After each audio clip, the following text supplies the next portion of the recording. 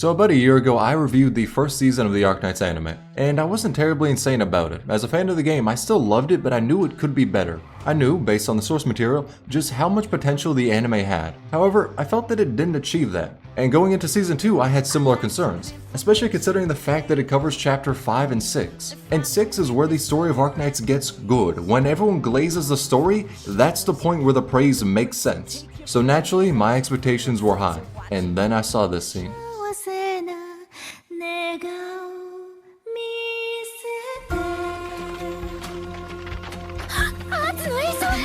To put it in the simplest words possible, this right here is everything I wanted to see out of an Arknights anime. The game music being used, fitting even more so as Frostnova was the one who sang the song to Ino and Sasha. Frostnova's powers being shown in full force. She is one of the strongest ice-based arts users, and we easily see that here, with how she deep freezes a building with just one projectile. And the tone, seeing the expressions of the characters mixed in with the amazing voice acting, easily portrays just how dire of a situation it is. The only flaw in it is how Frostleaf was able to disrupt Frostnova's arts. Like, ain't no way you're gonna tell me Mrs. Unfinished Combat Kit, made before Freeze and in desperate need of it afterwards, is gonna be able to do that to my goat. No way C- on the Game Press tier list over there would be able to hold a candle to literally her, but better.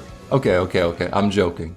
Nobody actually pays attention to the Game Press tier list. Though yes, to give the long and short of it, Season 2 is quite honestly Season 1, but better. It improves on the flaws I had in Season 1 and gives more of what I loved about it. The animation, across the board, has gone better. Season 1 had many scenes that looked like an episode of Sesame Street. That is to say, we had a handful of characters just standing there with their mouths flapping and yapping. But in this, basic talking scenes are much more lively. There's actually movement for the characters that does a good job of displaying their emotion and is visually interesting. Now, I'm not saying the first season was devoid of that, or that the second season keeps this level of quality in every single scene. I'm just saying that there are more moments with that level of quality. And times like that are when I feel as though the anime has surpassed the source material. From Frostnova showing why she's a goat to just simple dialogue scenes displaying more of the character's personality. It may be small, but I'd easily take this over this any day of the week. Hell, another example of the anime surpassing the game's story is in episode 4, when Mephisto casts his arts. That shit is way more intimidating than the original. Granted, I still think Mephisto is a bitch. I still hate that motherfucker. From having a rock low diff him to Lugia, this motherfucker deserves it all. So that's about the only compliment I'm gonna give him. In fact, let's talk about, mainly roast,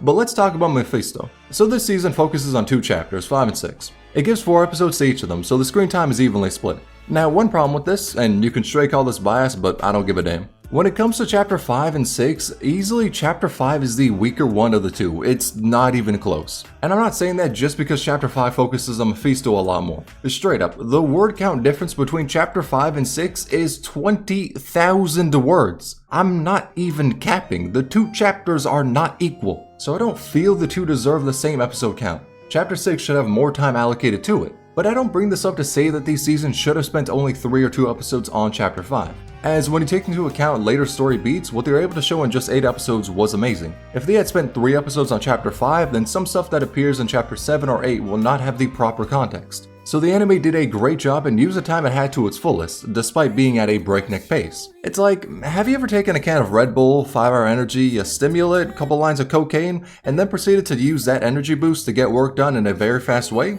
It's exactly like that. So I can't say they should have cut one of the earlier episodes, as they are all needed for the greater context of the story. But man, do I wish we got another episode or 2.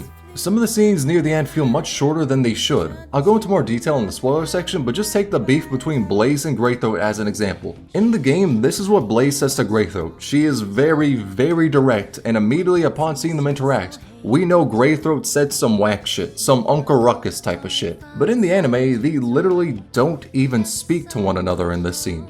They barely look at each other, and the doctor just goes like, damn, yo, Amiya, you feel that tension? God damn, it felt like the cat was about to maul the bird and bring you back a present. And the audience is just left wondering, Nani? What the fuck happened? And that's because it wasn't given time to really breathe. Now, is that scene the most important thing? No, it isn't. But near the end, we can see more and more examples of scenes being cut short, and I'm just left wanting another episode so we can have more time to flesh out these chapters. But then comes in a new problem, budget. Now, I really like the anime, but when you break down its importance, it only fulfills 2 purposes. 1, to get people into the game and help them experience the story, as the beginning chapters are so ass to where reading them bestows the same feeling as dry humping burning sandpaper. And 2, it's for the fans to enjoy and love. And I'm gonna take a shot in the dark and say most people watching the anime fall under the second category. So with that being said, it's a poor financial decision to invest a lot into the anime, as the return may not be the greatest. But at the same time, I'm a gacha game player. Poor financial decisions are what I do best.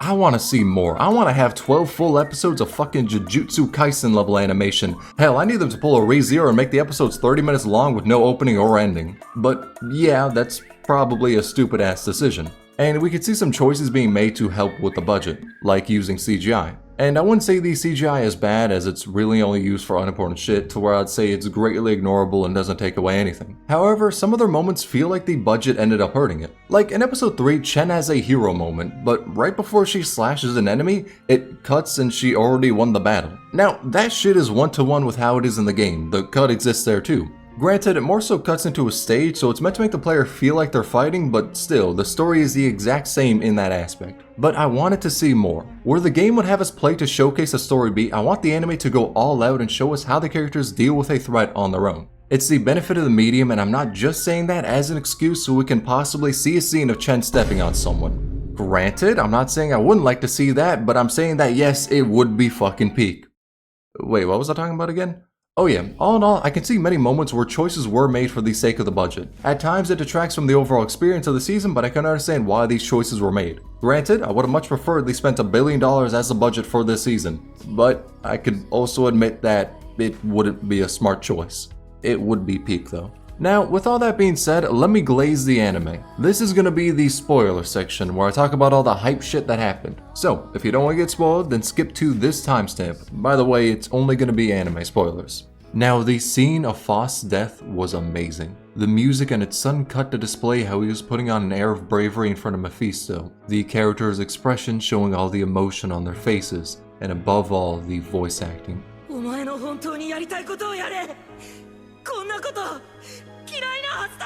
This all comes together to make such an amazing scene. You know when you're reading a book and you get so immersed in it to where you can envision how the characters sound, what they look like, how they're feeling in a scene, how close they interact with the environment around them. This scene is entirely what I envisioned it being. Honestly, it's more than I could have hoped for. And an even better example is Frost Nova's death. You have this important music building up, like Amiya strengthening her resolve to fight against the enemy. It conveys that Amiya will stand against the threat that is Frost Nova, beat her, make her join Rhodes Island, and then go against Tallulah. And the second Frost Nova resolves to go all out, her music is cut short. Frost Nova immediately takes over with her incantation and covers the entire arena with her arts. Now the objective has gone from fight her to bear her attacks and fight back, if possible. And we see the attacks have no effect. Now we can't even hear the sounds in the scene, only her singing. We went from Amiya strengthening her resolve to the only thing we hear being Frost Nova's incantation, whilst we can only see her arts and how it is freezing everyone. Nothing is working against her, the characters are assuming they're dead, and at the height of her victory, we hear her break down, her infection killing her. Only when she stopped could we start to focus on other sounds, showing that Rhodes Island did not beat Frost Nova.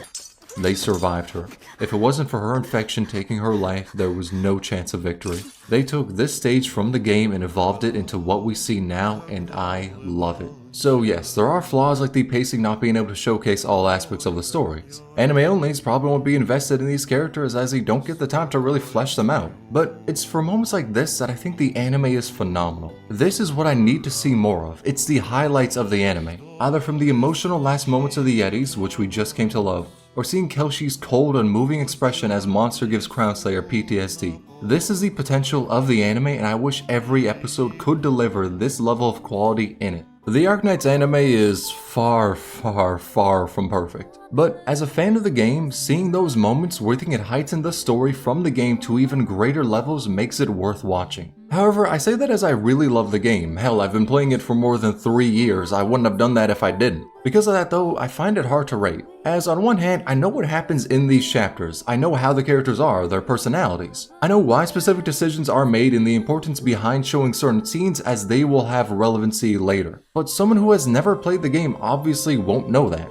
So when the pacing really accelerated near the end, I was good. I was already invested in the plot and the characters due to the game. But if I didn't know that, it would easily be a worse experience. However, that's not to say that the anime is only for the people who played the game. I'd say if anyone is interested in getting into the story and they don't want to spend the time reading through chapter 6, then two things. 1. Motherfucker, we call that shit a short chapter. Lone Trail is about to give your ass conniptions if you think 30,000 words is a lot. And 2. This would be better than a summary. It gives a great laydown of what happens in those chapters and then more. It's basically the age-old discussion, book versus movie, which is better. The book will give you more but take more time, whilst the movie will have more to it, like voice acting, cinematics, music, etc. But it will not cover as much. So whichever of the two mediums seems more appealing to you, go with that. Though in my personal opinion, the game is better overall. Now it's time to review it, and I'm gonna give it 2 different scores as rating shit based on numbers is really restrictive, and since I played the game, my outlook on the anime will be much different to anyone who hasn't. So my personal rating as someone who loves the game is an 8.5 out of 10. It doesn't have the best animation you've seen in anime. The pacing near the end is unfortunately really quick,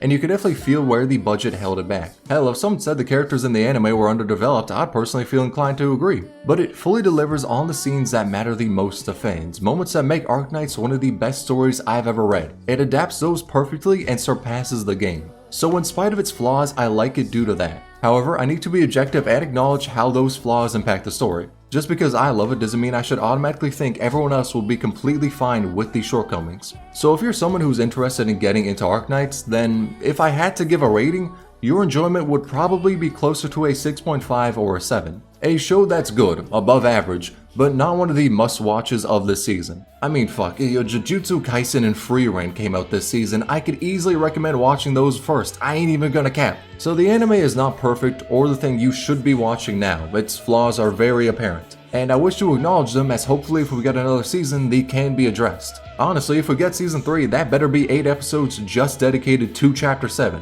as pacing was the biggest flaw here. I want the anime to be something everyone can love and enjoy, especially since if I love something, I want it to be the best it possibly can be. And in this season, while it may have flaws, it fully makes up for it by bringing the story to life and making me say, this is why I love Arknights.